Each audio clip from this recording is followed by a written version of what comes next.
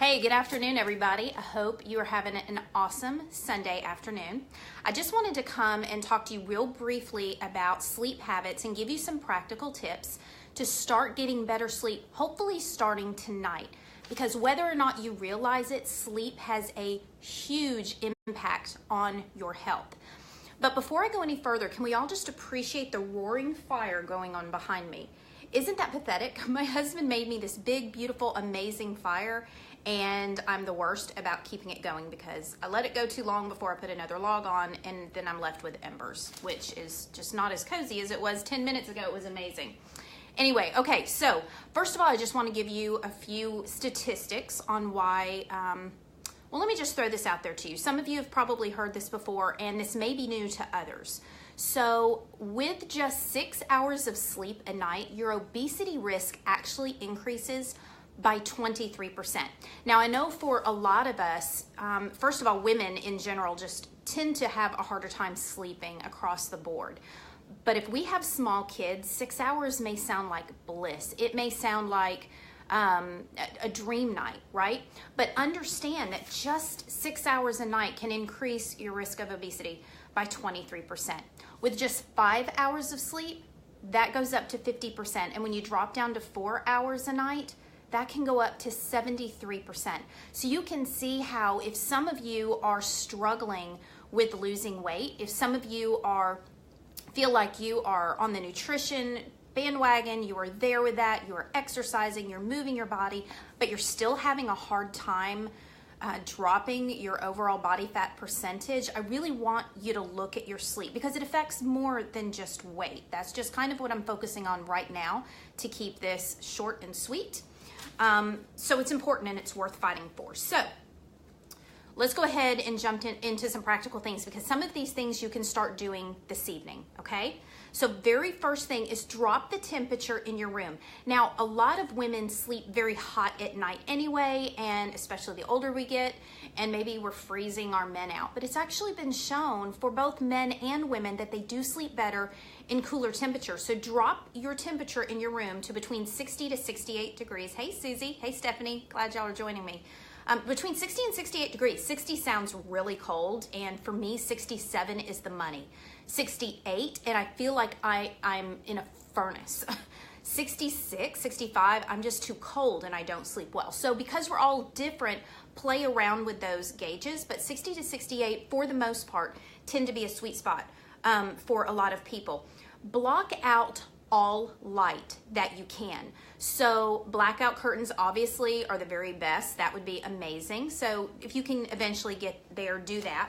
But I want you to even block out the LED lights in your room. So you can get some black electrical tape, and we have this from our TVs, we have it from our electronics. So find a way to completely block out all LED lights in your room because you don't realize how that light is affecting you when you're asleep at night. There really should be none of that.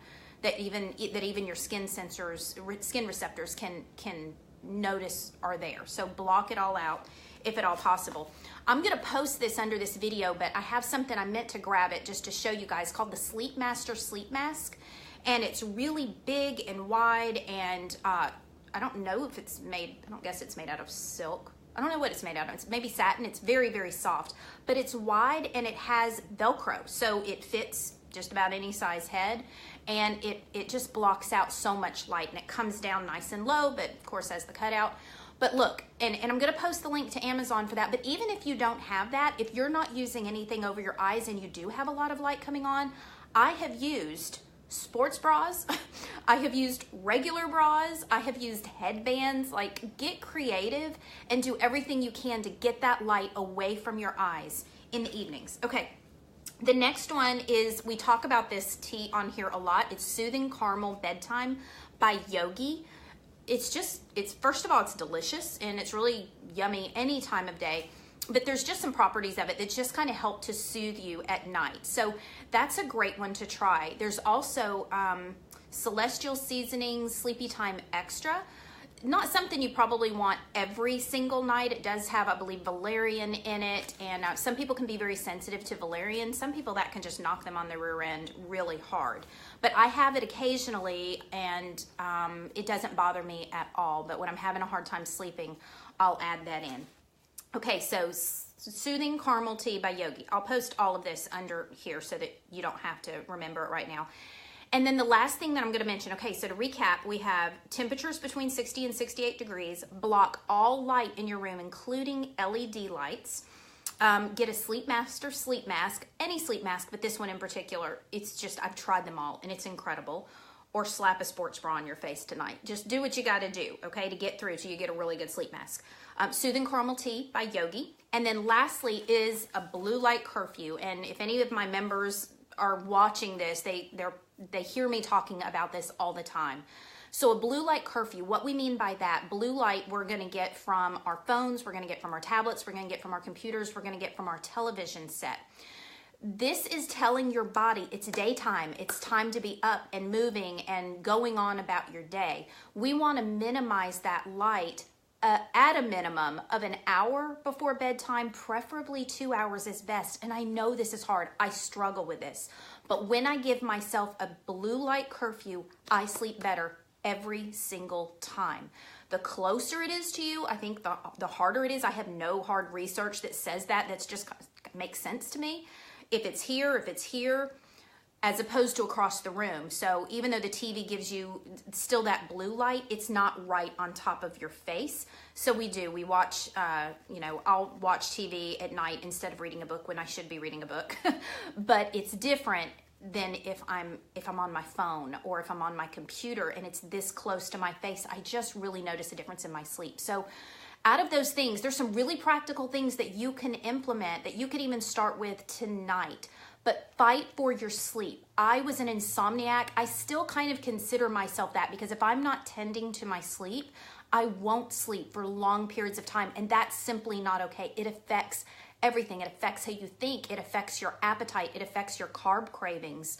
Lack of sleep is just bad news. So there you go. That's your encouragement to get more sleep and to start fighting for your sleep. Really, really take that very seriously. Hey, Veronica. Hey, Christy. I'm glad you can join. I will post those things under here. And if you have any questions, post them and I will answer. And if I don't know the answer, I'll find out the answer and then I'll answer. So hope everybody has an amazing rest of their Sunday. And I wish everybody a blissful night's sleep tonight. See you next time, guys. Bye.